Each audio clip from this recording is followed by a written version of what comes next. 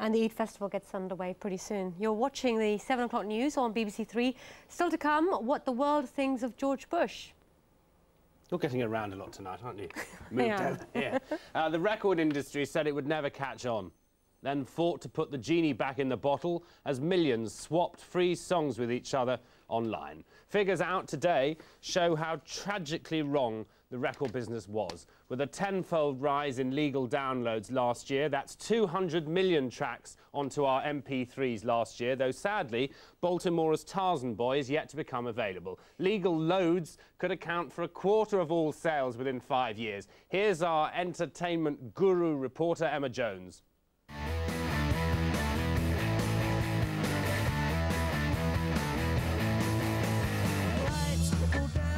U2's Vertigo was the best-selling download single of 2004, showing how already this chart has a separate identity from the official singles chart, which is topped by Band Aid 20.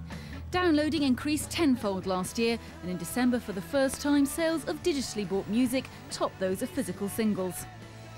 With about 150 online stores across Europe, the industry finally believes music may be easier to buy than to steal.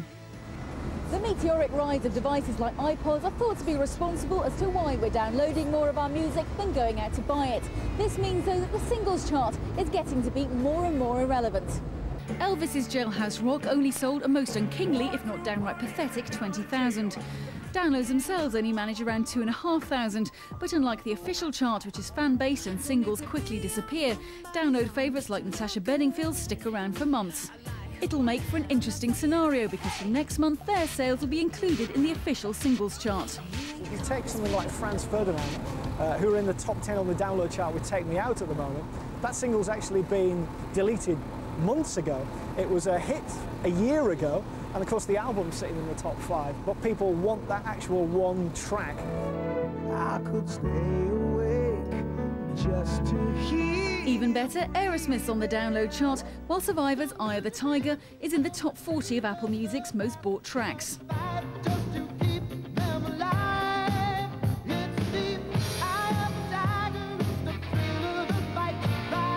There's no doubt the singles charts will change radically, but without digitally bought music, the alternative is that it could just end altogether. Emma Jones, BBC News. Look at all these cameramen dancing to Eye of the Tiger. It's tragic. Matt Phillips is from the British phonographic industry, a gramophone grandad, that brings to mind. And James Kabuter is a music journalist. Thank you both very much indeed. What was the last song you downloaded, James?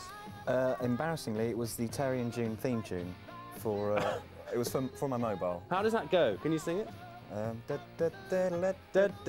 right. Yeah, what about you? What was the last thing you downloaded? It was Thin Lizzy's Jailbreak. Oh, really? A spot of nostalgia for you? Just a spot of nostalgia. You see, it's funny because I probably have the same problem. I'm trying to download at the moment Nights on Broadway by the Bee Gees. I don't want to buy the whole album, but my app, I've got a problem with my download software. Are people like us typical novelties and nostalgia boosting up the ratings for downloads, James? I think so. I mean, quite often it's quite a struggle to find the songs you want to, especially if you go to one of those huge record stores. And it's almost like a search engine sometimes, download stores. You can just type in the name of the song, maybe even a couple of the lyrics, and sometimes you'll get the answer straight away. It used to be like going to a store and singing a bit of it. Have you got the one that goes... Exactly. And you do get little samplers on there, so you can make sure you've got the right tune before you download it. So, what I'm just trying to get at is, do we feel there are different habits? The people who are buying albums in record numbers in the UK, some of them will also be downloaders, but are they looking for a different sort of thing, Matt? I think it's really too early to say exactly how the business is going to pan out at the moment. I mean, it's been well documented that the record industry has been struggling for a long time to bring up to the consumer demand there is for downloading music. Yeah, basically they've been appalling, haven't they? I mean, well, it's to be fair to the record industry has been working for about the last 10 years to try and embrace the technology that's been there. But that's appalling. I mean, we don't need to be fair to them. It's embarrassing. If we could have stood here 5 years ago when the first illegal Napster caught the imaginations of young music fans and clicked our fingers and had a whole host of legal download services, then we'd be laughing. But it takes a long, long time to put the infrastructure in place to make sure people get paid. James, are you sympathetic to Matt's, the people who pay Matt, the record industry? I'm not. And him. Well, yeah, of course, and me as well. I'm not particularly, but just simply because it just frees up things for people more than anything else. I think it's consumer friendly. It means you can pick what you want when you want. You don't. If you buy an urban album nowadays, you probably get 20, 30 tracks, most of which are skits or interludes. You don't have to have these anymore. You can just have the tracks you want. There is perhaps another evolution which is very interesting to note, which is that you can now make your own album in a store, which is like combines the two. For people who don't have a great big pipe in their home with broadband, they could go into HMV, Virgin, whatever it is, and make their own album up. You're right. It's all about consumer choice, and there's so much choice out there at the moment. What we're talking about in terms of people that are buying downloads, I reckon that there's two different types of main markets for it. One hand, you've got young consumers that instead of illegally file sharing now have a lot of different choices. They can go to so many different sites instead to download. of stealing, in other words. Instead of stealing, quite right.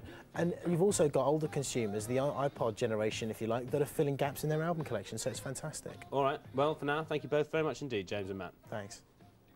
We think that new combined downloads and singles charts will start towards the end of February, meaning that you could put anything into the chart by downloading it right now.